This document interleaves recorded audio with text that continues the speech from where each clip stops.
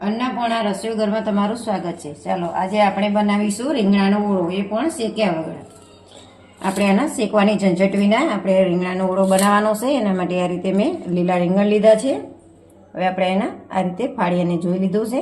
હવે આના મોટા મોટા ટુકડા કરવાના છે। આપણે એક રીંગણના આ રીતે 4 ટુકડા કરવાના છે અને એકદમ આ લીલા રીંગણ એકદમ કૂણા સરસ હોય છે।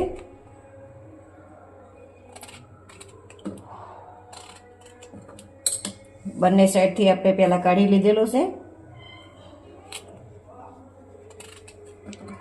ચાલો આપણે રીંગણા સમારી લીધા છે મોટા મોટા। હવે આપણે આમાં એક અડધી વાટકી જેટલું જ આપણે પાણી નાખવાનું છે અને આપણે એક જ વિસલ વગાડવાની છે, એટલે આપણે રીંગણા બહુ સરસ થઈ જશે। ચાલો હવે આપણે એક વિસલ વગાડી લઈએ। ચાલો આપણે એક વિસલ થઈ ગઈ છે અને આપણે હવા પાણીમાંથી નીકળી ગઈ છે। જોઈ લઈએ આપણે, જો આપણા રીંગણ બહુ સરસ બફાઈ ગયા છે। હવે આપણે આને બહાર કાઢી અને તરત જ સાલ ઉતારી દેવાની છે। થોડા ઠંડા થાય ને એટલે આપણે એને સાલ ઉતારી દેવાની છે। આ રીતે આપણે બધા રીંગણ કાઢી લઈશું કુકરમાંથી। ચાલો આપણે બધા રીંગણમાંથી સાલ ઉતારી દીધી છે। હવે આપણે આ રીતે ચીપિયાની મદદથી બધા આ રીતે પીસી દેવાના છે રીંગણ। આ રીંગણનો ઓળો બહુ સરસ થાય છે। આ ઓળો ખાવાની બહુ મજા આવે છે। આ રીતે શેકવાના ઝંઝટ વિના સરસ થાય છે ઓળો। ચલો આપણે જો સરસ પીસી નાખ્યો છે એકદમ। આ રીતે ચીપિયાની મદદથી જ આપણે આ રીતે પીસ્યો છે। ચલો આપણે આ ઓળાના રીંગણા પીસી લીધા છે। હવે આપણે 2 નંગ ટમેટા લીધા છે। આપણે 4 થી 5 નંગ ડુંગળી લીધી હતી, તો આપણે લીલા ભાગ છે એ જુદો કરી દીધો છે અને આપણે આ સફેદ ભાગ છે એ પણ જુદો કર્યો છે। લસણ અને ડુંગળી બંને આપણે ભેગા સમારી લીધા છે, લીલું લસણ અને લીલી ડુંગળીનું પાછળનો ભાગ। હવે આપણે આ આદુ મરચાંની પેસ્ટ બનાવી છે અને આપણે આ કાઠિયાવાડી સ્ટાઇલ શાક બનાવવા માટે થઈને લસણ અને મરચાંની ચટણી બનાવી છે। ચાલો આપણે તેલ મૂકી દીધું છે। 3 મોટી ચમચી આપણે તેલ મૂક્યું છે। ચપટીક આપણે રાઈ નાખીશું। અડધી ચમચી આપણે જીરું નાખીશું।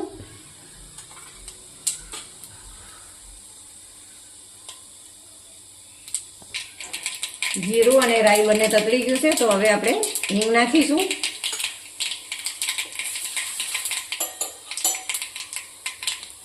ગેસ આપણે ધીમો કરી લઈશું। હવે આપણે જ્યાં ડુંગળીનો સફેદ ભાગ અલગ કાઢ્યો છે એ નાખીશું। એ ભાગ થોડો કડક હોય છે એટલે આપણે પહેલા સાતરવાનો હોય છે। હવે આપણે આદુ મરચાંની પેસ્ટ જે બનાવી હતી એ નાખીશું। આપણે 2 મરચાં મીડિયમ સાઈઝના લીધા હતા, વધારે તીખાઈ નહોતા અને મીડિયમ હતા એટલે 2 લીધા છે આપણે, અને એક કટકો આદુ લીધું હતું આપણે।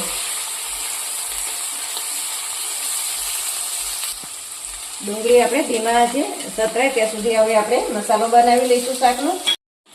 હવે આપણે જ્યાં લસણ મરચાંની ચટણી બનાવી હતી એ નાખીશું। હવે આપણે ધાણા જીરું 1 ચમચી નાખવાનું છે। અડધી ચમચી આપણે હળદર નાખવાની છે અને આપણે હજી 1 ચમચી લાલ મરચું નાખીશું।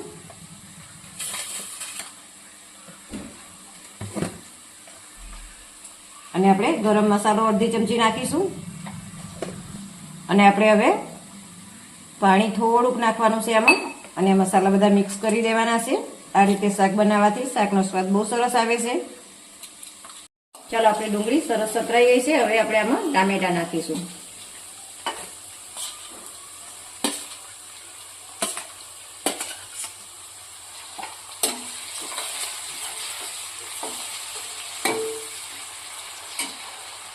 હવે આપણે ટમેટાના ભાગનું થોડુંક મીઠું નાખીશું એટલે ટમેટા ઝડપથી સોફ્ટ થઈ જાય।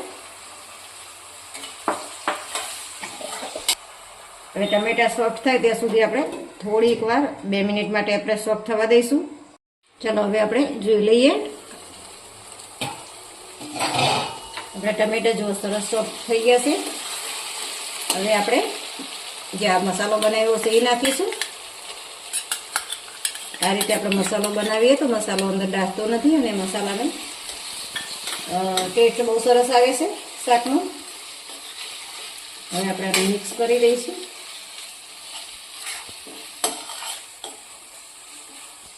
હવે આપણે આને 1 મિનિટ માટે થવા દઈશું.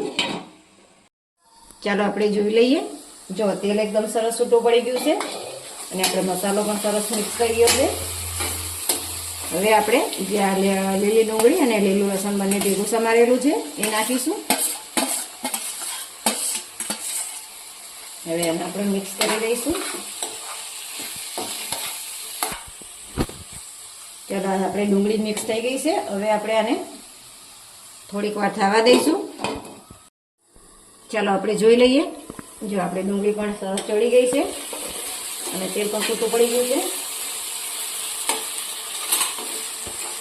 હવે આપણે આ રીંગણ જે પીસીને રાખ્યા હતા એ નાખીશું.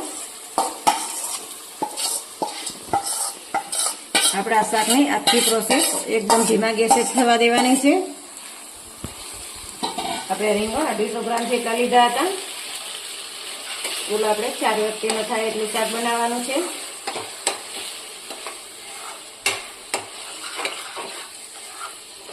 આ રીતે સરસ મિક્સ કરી દેવાનું છે આનું.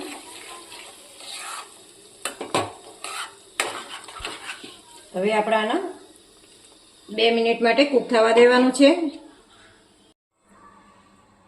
હવે આપણે આમાં મીઠું નાખીશું.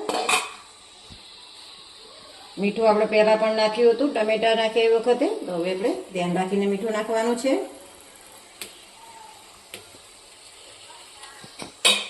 હવે આપણે આને મિક્સ કરી દઈશું.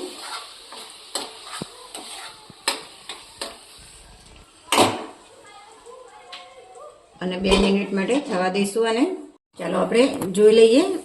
જો 2 મિનિટ જેવું થઈ ગયું છે ને આપણું શાક બહુ સરસ થઈ ગયું છે. જો તેલ પણ બાજુથી છૂટું પડી ગયું છે. હવે આપણે આમાં કોથમીર નાખીશું.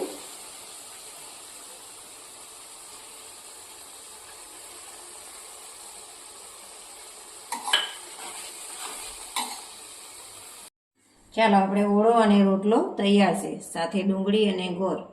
માખણ હોય તો માખણ પણ બહુ મજા આવે છે ખાવાની આની સાથે.